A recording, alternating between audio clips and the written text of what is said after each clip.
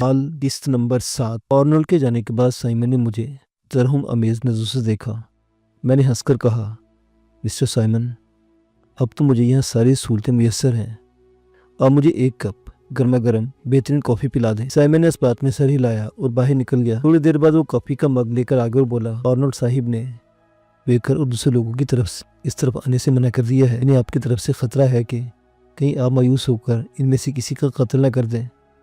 मैं क्यों मायूस होने लगा? तुम मेरे लिए एक टूथपेस्ट, सेफ्टी रेजर, साबुन, तौलिया वगैरह का बंदोबस्त कर दो। मैंने 3 दिन से गुस्ल नहीं किया। अगर मुमकिन हो तो मुझे कपड़ों और जूतों का एक जोड़ा भी मुहैया कर दो। लोगों ने मुझे माकूल लिबास तक पहनने की मोहलत नहीं दी। आपको कागज़ और कलम ला देता हूँ, आप इन चीज़ों की एक लिस्ट बना दें। ऑर्नल्ड साहिब की मंजूरी के बाद ही वो चीज़ें आपको दी जाएंगी। वो कमरे से बाहर गया, एक कलम और राइटिंग पैड ले आया। अपनी ज़रूरत की अशिया लिखते वक्त मुझे ख्याल आया कि मैं इसे मरियम का नंबर भी तो दे सकता हूँ। मुमकिन है कि उससे रब्ता ही कर ले।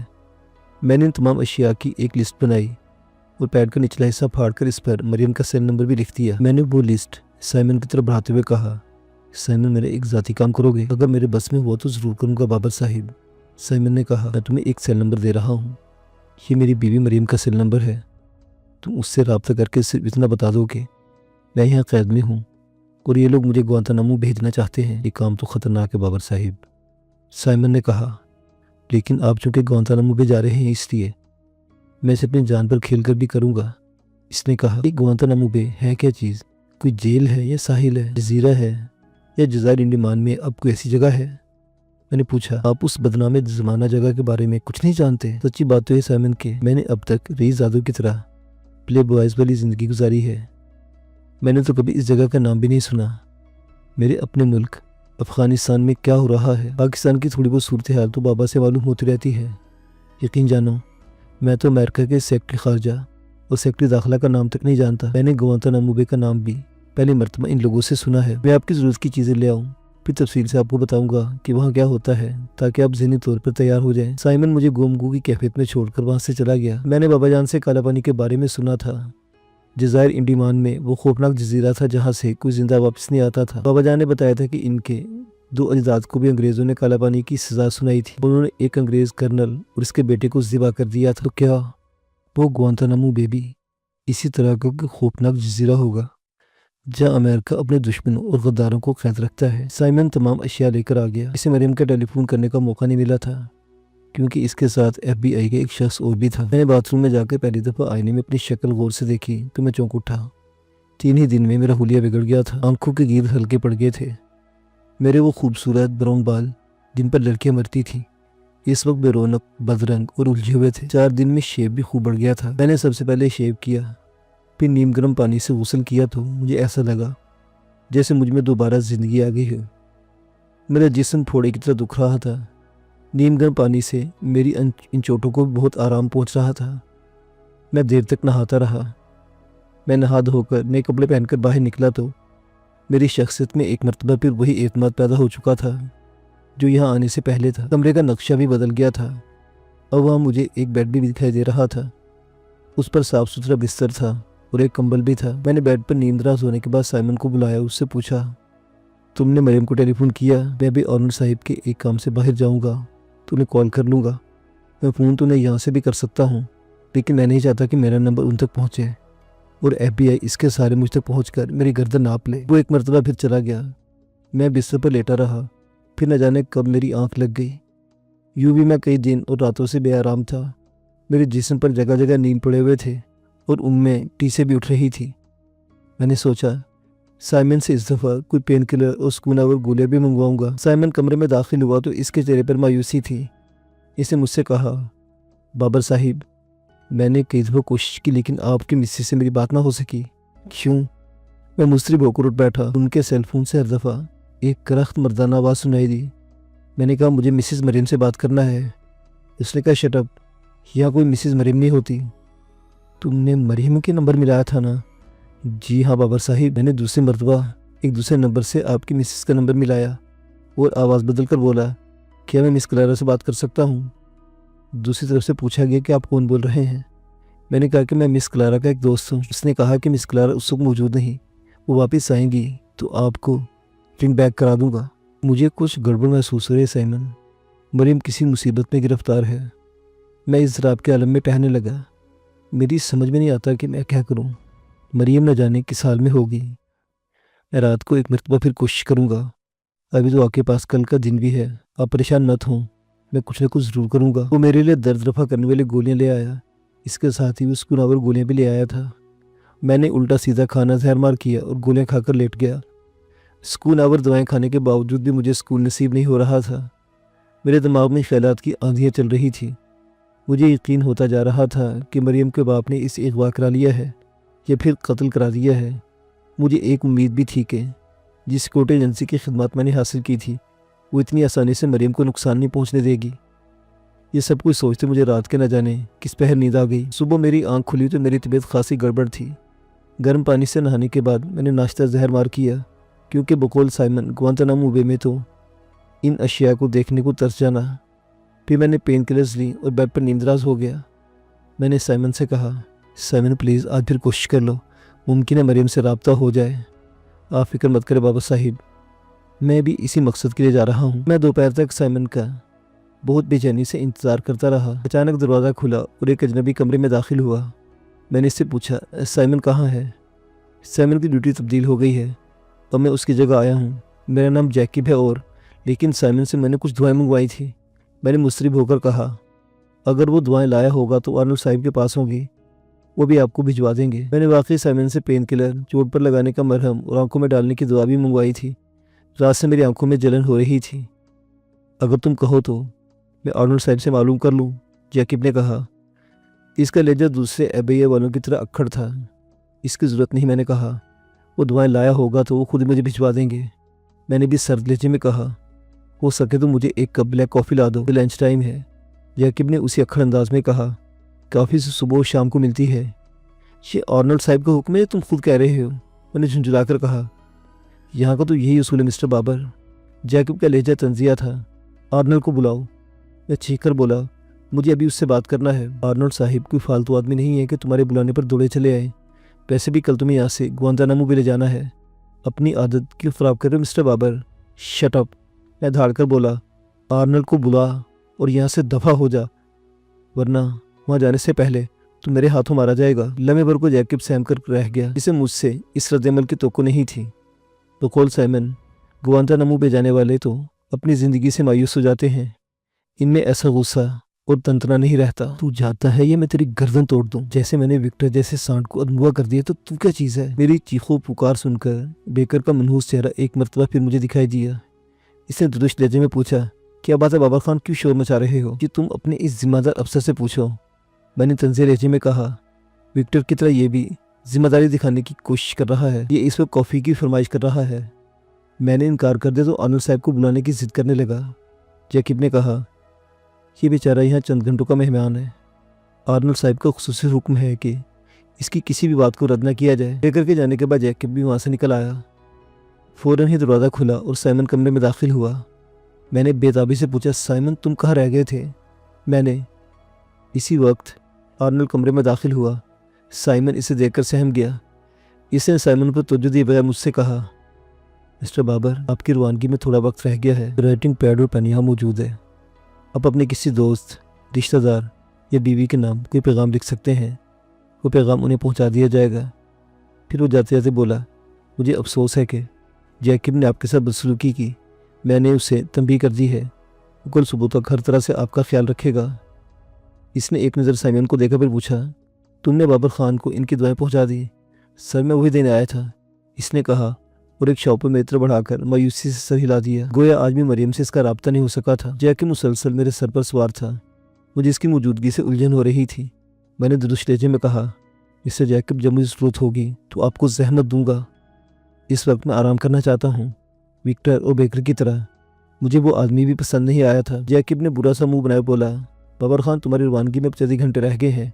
मैं तो इस ख्याल से यहाँ रुक गया था कि मुमकिन है और तुम किसी से बात करने को भी तरस जाओ।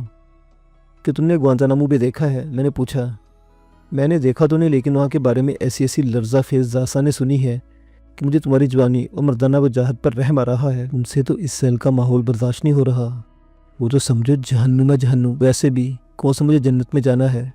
मैंने जबरन मुस्कुराकर कहा, चलो मरने से पहले जहन्नुम ही देख लेंगे। अपने दोस्तों रिश्तेदारों के लिए कुछ खत लिखना चाहता हूँ, मैंने कहा। वो मेरा इशारा समझ गया और वहाँ से चला गया। मैं इसकी बातों से कुछ परेशान हो गया था। मैंने राइटिंग पैड संभाला और सबसे पहले मरियम के नाम खत लिखा। इसे बताया कि मैं इस वक्त FBI की तहवील में हूँ, लेकिन कहाँ हूँ इसका मुझे इल्म नहीं। तुम हौसला रखना, मैं जल्दी इन लोगों की कैद से छुटकारा हासिल कर लूँगा। इन्हें कभी तो मेरी बेगुनाही का यकीन आएगा। दूसरा ख़त मैंने बाबा जान और अम्मा के नाम लिखा। बाबा जान, मुझे अफसोस है कि मैं हस्बे वादा पाकिस्तान आ सका। असल में न जाने क्यों FBI वालों को मुझ पर शुबा हो गया है और उन्होंने दहशतगर्दी के इल्ज़ाम में मुझे गिरफ्तार कर लिया है। वो लोग ये समझते हैं कि मेरा ताल्लुक अलकायदा से है। अब ये लोग सज़ा के तौर पर मुझे ग्वांतानामो भेज रहे हैं। लेकिन आप परेशान ना हो, अमरीकी कानून इतना बेबस नहीं कि इनका कोई इदारा किसी बेगुनाह को नाकर्दा गुनाह में मुलविस करे और वो आंखें बंद किए रखें। बाबा जान, आखिर में बसद माजरत मैं आपको एक इत्तला और देना चाहता हूँ। न जाने आपकी खुशखबरी होगी या बुरी खबर। मैंने यहाँ की एक लड़की को मुसलमान करने के बाद उससे शादी कर ली है। मैं इस जसारत पर आपसे और ख़ास तौर पर अम्मा और अपनी गुड़िया बहन से माफ़ी चाहूँगा। हो सके तो आप लोग अपने इस बदनसीब बेटे को माफ़ कर दीजिएगा और मेरी आखिरी ख्वाहिश के तौर पर मरियम को अपनी बहू तस्लीम कर लीजिएगा। मैं नहीं जानता कि इस ख़त का कितना हिस्सा सेंसर होगा और कितना आप तक पहुँचेगा। बस मैं ये चाहता हूँ कि आप और अम्मा मेरी बातों पर यकीन कर लें। मेरा कभी किसी भी तंजीम या इसके रुकन से कोई ताल्लुक़ नहीं रहा। अलकायदा का नाम भी मैंने पहली दफ़ा इन्हीं लोगों की ज़ुबान से सुना है। शायद मेरा कसूर ये है कि मैं मुसलमान हूँ, लेकिन बाबा जान, मुझे कहते हुए इंतहाई नदामत और शर्मिंदगी हो रही है कि मैं महज नाम का मुसलमान हूँ। आप लोगों से गुजारिश है कि मेरी तमाम गलतियों को माफ़ कर दीजिएगा। मुमकिन है अब आपसे कभी मुलाकात ना हो। मैंने ग्वांतानामो बे के बारे में बहुत होलनाक दास्तानें सुनी हैं। मैं फिर इल्तिजा करूँगा कि प्लीज़ मेरी निशानी समझ कर ही मरियम को अपनी बहू तस्लीम कर लीजिएगा। आपका बदनसीब बेटा बाबर। ख़त लिखने के बाद मेरा दिल भर आया और मेरी आंखों से आंसू बहने लगे। मेरी नज़रों के सामने अम्मा, बाबा जान और अपनी मासूम बहन का चेहरा आ गया था। मेरा दिल चाह रहा था कि धाड़े मार मार कर रोऊं। शायद मुझे फिर रोने का मौका भी ना मिले। मैं अपने बेड पर पड़ा देर तक आंसू बहाता रहा। अगर मैं कसूरवार होता तो मुझे बिल्कुल अफसोस ना होता, लेकिन मैं तो महज FBI की शुबे की भीड़ चढ़ रहा था। रोने के बाद दिल कुछ हल्का हुआ तो मैंने बाथरूम में जाकर अपना मुंह धो लिया। मैंने आईने में अपना जायज़ा लिया। ये उस बाबर खान का अक्स नहीं था जो महफिलों और पार्टियों की जान हुआ करता था। ये तो एक बेबस मजबूर इंसान का अक्स था जिसके ज़ेरे पर जर्दी खड़ी हुई थी। आंखों के गिर्द से हल्के थे, जो शक्ल ही से बरसों का बीमार लग रहा था। मुँह हाथ धोकर एक मरतबा फिर मैं बेड पर लेट गया। अचानक वह हलचल सी मच गई। 2 आदमी बरक़ रफ्तारी से कमरे में दाखिल हुए। इनमें से एक ने मेरे बेड की चादर तब्दील की, दूसरे ने फर्श को गीले कपड़े से रगड़ रगड़ कर साफ किया। फिर वो जिस बरक़ रफ्तारी से आए थे उसी तरह वापस चले गए। मैंने इनसे पूछने की कोशिश भी की कि ऐसा क्या मसला पैदा हो गया है कि वो इतनी इमरजेंसी में मेरे कमरे की सफाई सुथराई कर रहे हैं। उन्होंने मेरी बात का कोई जवाब नहीं दिया। बाहर से भागते दौड़ते कदमों की आवाज़ें सुनकर मुझे यही लगा कि शायद इनका कोई कैदी फरार हो गया है। फौरन ही जाके मेरे कमरे में दाखिल हुआ। इसके हाथ में एक सूट कवर था और दूसरे हाथ में चमकते हुए नए जूते। मिस्टर बाबर, इस सूट कवर में आपके लिए सूट, शर्ट, टाई और कपलिंग्स है। आप सूट पहनकर जल्दी से तैयार हो जाएं। आपको फौरी तौर पर यहाँ से कहीं और शिफ्ट किया जा रहा है। मेरी समझ में इसकी बात नहीं आई थी कि मुझे यहाँ से शिफ्ट करने के लिए कपड़ों की तब्दीली की ज़रूरी थी। मैंने वो चीज़ें बेदिली से एक तरफ डाल दी। 2 ही मिनट बाद आर्नल्ड आ गया और हैरत से बोला, मिस्टर बाबर, आपने लिबास तब्दील नहीं किया। मुझे भी इसकी ज़रूरत नहीं है। यूँ भी कल मुझे यहाँ से रवाना होना है। जैसे तुम्हारी मर्ज़ी, इसने सर्द लहजे में कहा। इसके बाद कमरे में जाके वो बहकर दाखिल हुए। इन दोनों के चेहरों से इस वक्त कुछ ज़्यादा ही नहुसत टपक रही थी। मिस्टर बाबर को कॉन्फ्रेंस हॉल में ले आओ, ऑर्डर ने कहा। सर, मैंने अपनी बीवी और वालिदैन के नाम खतूत लिख दिए हैं। इन्हें मैंने राइटिंग पैड से अलहदा भी नहीं किया है। यूँ भी आप लोग बगैर पढ़े और सेंसर किए इन्हें पहुँचाते नहीं। मुझे तो इसमें भी शुबा है कि आप वो वाकई वो खतूत मुतल्लिका लोगों तक पहुँचा भी देंगे। आर्नल्ड मेरी बात का कोई जवाब दे बगैर कमरे से निकल गया। बेकर और जैकब ने मुझे अपने कमरे की तरफ चलने का इशारा किया। मेरा ख्याल था मुझे एक मरतबा पर कॉन्फ्रेंस रूम में ले जा रहे हैं, लेकिन ऐसा नहीं था। वो दोनों एक कमरे के सामने पहुँचकर रुक गए। इसके दरवाजे पर 2 बावर्दी और मुसल्ला पहरेदार मौजूद थे। मिस्टर खान, बेकर ने इन दोनों से मेरा तारुफ कराया। ओके, आइए ही मिस्टर बाबर। इनमें से एक ने दरवाज़ा खोल दिया। कमरे का मंजर देखकर मैं गुंगुर रह गया। चल नमो को तुम अपनी आंखों पर यकीन नहीं आया। मुझे लगा जैसे मैं ख्वाब देख रहा हूँ। मेरी नज़रों के सामने जो शख्सियत बैठी थी, इसकी वह मौजूदगी का तो मैं तसव्वुर भी नहीं कर सकता था। मेरे बिल्कुल सामने ही सोफे पर बाबा जान बैठे थे। वो इस वक्त शलवार कमीज के बजाय बेहतरीन तराश के सूट में मलबूस थे। इनके साथ चौड़े शानों और कसरती बदन का एक अमेरिकन बैठा था। बाबा जान मुझे देखकर बेख्तियार खड़े हो गए। मैं दौड़कर इनसे लिपट गया और बच्चों की तरह सिसक सिसक कर रोने लगा। नस्कर बेटा, बाबा जान ने मेरी पुश्त पर हाथ फेरते हुए कहा, अब रोने की बारी इन लोगों की है। फिर वो अमेरिकन से मुखातिब हुए, मिस्टर सेक्रेटरी, ये मेरा बेटा बाबर है। Hello boy. फर्स्ट सेक्रेटरी ने अपना हाथ आगे बढ़ा दिया। मैंने इससे हाथ मिला तो बोला, कैसे हो तुम? या तुम पर कोई तशद्दुद तो नहीं किया गया? कोई तशद्दुद? मैंने तरफ लहजे में कहा, इन लोगों ने मुझ पर बदतरीन तशद्दुद किया है। तू फिक्र मत कर बाबर बेटा, मैं इन सबको अदालत में घसीट लूँगा। ये क्या समझे थे कि तू लुआबारिस है? तो सेक्रेटरी ऑफ स्टेट से आधे घंटे बाद मेरी मुलाकात तय है। सेक्रेटरी ने कहा, मेरे ख्याल में अब हमें चलना चाहिए। वो बहुत मसरूफ़ आदमी है, इनके पास ज़्यादा वक्त नहीं होगा। चलिए, बाबा जान ने कहा। मैं समझा कि मुझसे मुलाकात करने आए थे और अब मुझे यहाँ छोड़कर जा रहे हैं। मैं खड़ा हुआ ही सोच रहा था कि बाबा जान ने कहा, चलो बाबर, क्या सोच रहे हो, हमें देर हो रही है। तब मुझे यकीन आया कि अब मैं आज़ाद हूँ। हम लोग फर्स्ट सेक्रेटरी की गाड़ी में सेक्रेटरी ऑफ स्टेट के ऑफिस में पहुंचे। वो शख्स चेहरे से इंतहाई ज़हीन और बावकार लग रहा था। वह सेक्रेटरी में वहाँ छोड़कर चला गया। सॉरी मिस्टर बाबर खान, मुझे अफसोस है कि आपको नाहक ज़हनी अज़ियत और कोफ्त उठाना पड़ी। अगर आप पहले बता देते कि आप दिलावर खान के बेटे हैं तो नौबत यहाँ तक ना पहुँचती। इससे अपनी दराज खोली उसमें से एक पाइप टाइपशुदा कागज़ निकाला और बाबा जान की तरफ बढ़ा दिया। इस खत पर स्टेट डिपार्टमेंट का मोनोग्राम भी था। बाबा जान ने वो खत पढ़ा और बोले, इस खत में तो आपने अल्फाज के हेर फेर से काम लिया मिस्टर सेक्रेटरी। उन्होंने वो खत मेरी जाने बढ़ा दिया। इसमें लिखा था, बाज़ गलत फहमियों की बिना पर हमने बाबर खान बल दिलावर खान को हिरासत में लिया था, लेकिन हकीकत का इल्म होते ही इसे रिहा कर दिया गया है। स्टेट डिपार्टमेंट इस गलत फहमी के लिए मिस्टर बाबर खान से माजरत खा है। मैं इस मामले को अदालत में ले जाऊंगा मिस्टर सेक्रेटरी। बाबा जान ने सर्द लहजे में कहा, यह आपका हक है मिस्टर दिलावर। इसने इंतहाई नरम लहजे में कहा, बाबर खान अमरीकी शहरी है और अपने हक के लिए किसी भी अदालत में जा सकते हैं। Okay mister secretary. बाबा जान ने कहा, अब मुझे इजाज़त दीजिए। 1 मिनट मिस्टर दिलावर, मैंने आपके लिए कॉफ़ी मंगवाई है, प्लीज़ कुछ देर हमें अपनी मेज़बानी का शर्फ बख्शें। हम कॉफ़ी पीकर बाहर निकले तो बाहर हमारे लिए गाड़ी मौजूद थी। बावर्दी शोफर ने आगे बढ़कर जल्दी से गाड़ी का दरवाज़ा खोला। बाबा जान ने गाड़ी में बैठने के बाद कहा, मुझे मेरे होटल ड्रॉप कर दो। होटल पहुंचने तक मैं बिल्कुल खामोश रहा। बाबा जान भी किसी गहरी सोच में गर्क थे। 5 स्टार होटल के कमरे में पहुंचने के बाद मैं एक मरतबा फिर बाबा जान से लिपट गया और मेरी आंखों से आंसू बहने लगे। बाबर खान अपने आंसू पूछते हैं, ये क्या तू औरतों की तरह आंसू बहा रहा है? तो कोई लावारिस नहीं बल्कि दिलावर खान का बेटा है। वो दिलावर खान जिसने अपने बाप, चचा और दूसरे रिश्तेदारों की शहादत पर आंसू नहीं बहाए। तो कैसा अफगान है? ये खुशी के आंसू है बाबा खान, मैंने कहा।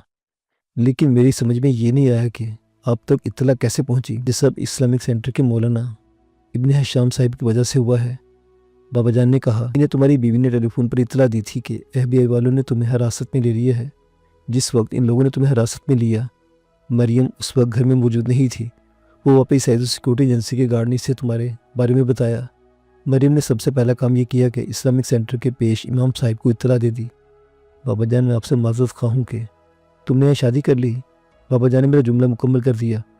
फौरी तौर पर मुझे सदमा तो हुआ था, लेकिन मौलाना साहिब ने मरियम की इतनी तारीफ़ें की कि मैं इसे मिलने को बेताब हो गया। लेकिन आप तो पाकिस्तान में थे, मैंने कहा। मौलाना साहिब ने इत्तला मिलते ही मुझे टेलीफोन कर दिया। वो बरसों से अमेरिका में मुकीम है और FBI के किरदार को भी अच्छी तरह जानते हैं। माजी में इन अमरीकनों से मेरा भी साबिका पड़ा है। मैं भी FBI के बारे में बहुत कुछ जानता था। फिर मैं वक्त ज़ाय किए बगैर अमेरिका आ गया। आप बालवा यहाँ पहुँचे बाबा जान? वो लोग तो मुझे गुआंतानामो भेजने वाले थे। मैं परसों यहाँ पहुँचा था, उन्होंने कहा। उस वक्त से मैंने भागदौड़ शुरू कर दी। मेरे हंगामे पर अमरीकन CIA हरकत में आ गई। इसने 24 घंटे के अंदर अपनी तफ्तीश मुकम्मल कर ली और रिपोर्ट सेक्रेटरी खारजा को पेश कर दी। इन लोगों की तफ्तीश के मुताबिक तुम्हारा ताल्लुक किसी भी सियासी या गैर सियासी या दहशतगर्द तंजीम से साबित न हो सका। सेक्रेटरी खारजा ने फ़ौरन FBI के चीफ से रब्ता किया और मेरी ख्वाहिश पर मुझे तुम्हारे पास भिजवा दिया गया। मरियम कहाँ है? मैंने पूछा। बाबा जान का चेहरा अचानक उपसुर्दा हो गया। बेटा, जिस दिन FBI ने तुम्हें हिरासत में लिया था, उसके दूसरे दिन शाम को मरियम को अगवा कर लिया गया। क्या? मैं घबरा कर खड़ा हो गया। मरियम को अगवा कर लिया? लेकिन किसने? अगर ये मालूम होता तो मैं अब तक इसे बाज़याब करा चुका होता। लेकिन उसके साथ तो यहाँ की एक बेहतरीन सिक्योरिटी एजेंसी का बॉडीगार्ड रहता था। वो इस वक्त कहाँ है? इसकी गाड़ी को घर के नज़दीक की एक कदरे वीरान इलाके में घेर लिया गया था। हमलावर गालिबन पूरी तरह तैयारी से आए थे। इसके बावजूद गार्ड ने इनमें से 3 को मार गिराया। फिर वो बेचारा खुद भी मारा गया। मरियम की गाड़ी पुलिस को उसी मुकाम से मिली है। वहाँ पुलिस एजेंसी के गार्ड की लाश के साथ कैलिफोर्निया के 3 बदनाम और बदमाश नेग्रोज की लाशें भी मिली है। पुलिस इस केस की तहकीकात भी कर रही है, लेकिन अभी तक इसे मरियम का कोई सुराग नहीं मिला। मुअज़्ज़िज़ सामीन व नाज़रीन, दास्तान अभी जारी है।